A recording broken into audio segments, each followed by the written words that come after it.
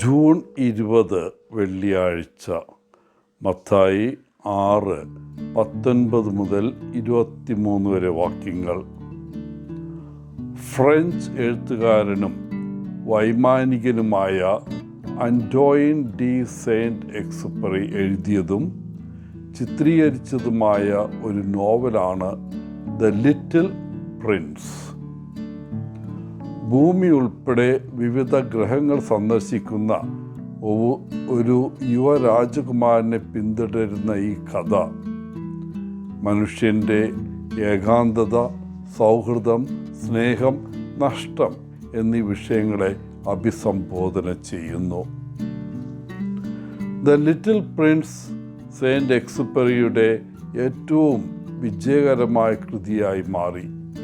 ലോകമെമ്പാടും ഏകദേശം 140 ദശലക്ഷം കോപ്പികൾ വിറ്റു. ഇത് ചരിത്രത്തിൽ ഏറ്റവും കൂടുതൽ വിറ്റഴിക്കപ്പെട്ട ഒന്നാക്കി ഈ പുസ്തകത്തെ മാറ്റുന്നു. ലോകമെമ്പാടുമുള്ള 500-ലധികം വ്യത്യസ്ത ഭാഷകളിലേക്കും ഈ പുസ്തകം വിവർത്തനം ചെയ്യപ്പെട്ടിട്ടുണ്ട്. ഇതുവരെ പ്രസിദ്ധീകരിച്ചതിൽ വെച്ച് ഏറ്റവും കൂടുതൽ, ബൈബിളിന് ശേഷം ഏറ്റവും കൂടുതൽ വിവർത്തനം ചെയ്യപ്പെട്ട രണ്ടാമത്തെ കൃതിയാണിത്. പുസ്തകത്തിൽ ഈ ലിറ്റിൽ പ്രിൻസും ഒരു കുറുക്കനും തമ്മിലുള്ള സംഭാഷണമുണ്ട്.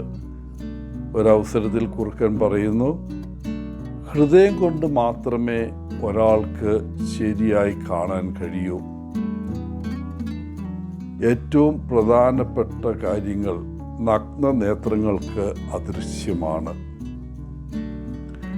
ഇന്നത്തെ സുവിശേഷത്തിൽ നമുക്ക് ചിന്തിക്കേണ്ട 2 പ്രധാന വാക്കുകളുണ്ട്: നിധിയും കണ്ണും.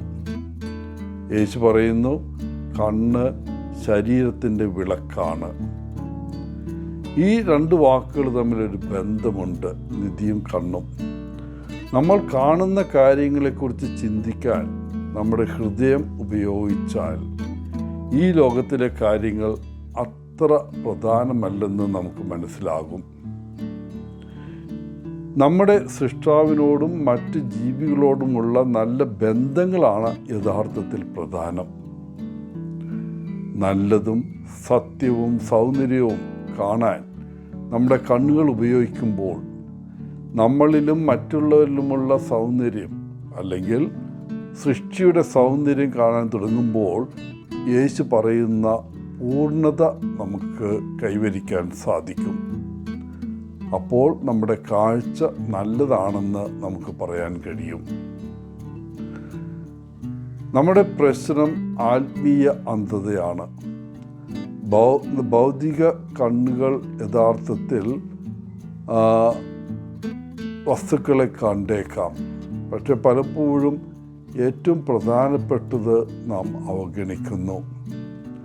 മറ്റുള്ളവരിലെ നന്മ എന്താണെന്ന് അംഗീകരിക്കാത്തതിൽ നമ്മൾ സ്വയം അഭിമാനിക്കുന്നുണ്ടാകാം.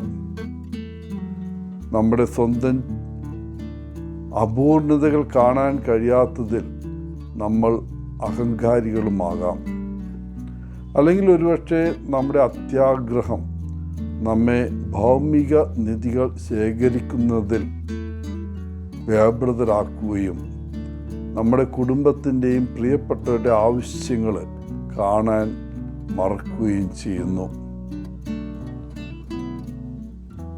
നമുക്ക് ആത്മീയ കാര്യങ്ങൾ കാണാൻ കഴിയുന്നില്ലെങ്കിൽ നമ്മുടെ ജീവിതം ഇരുട്ടിലാണ്. ചുരുക്കത്തിൽ സുവിശേഷം നമ്മെ ശരിയായ കാഴ്ചപ്പാടുണ്ടായിരിക്കാൻ പഠിപ്പിക്കുന്നു. വിവേചന ബുദ്ധിയോടെ ഭൗതിക വസ്തുക്കളുടെ യഥാർത്ഥ മൂല്യം നമുക്ക് കാണാൻ കഴിയും. പ്രിയപ്പെട്ടവരെ, ഇരുളിൽ നടക്കാതെ വെളിച്ചത്തിൽ നടക്കാൻ തുടങ്ങാം. നമ്മെ നിത്യജീവനിലേക്ക് നയിക്കുന്ന കാര്യങ്ങളിൽ നമുക്ക് നമ്മുടെ ഹൃദയം നിക്ഷേപിക്കാം.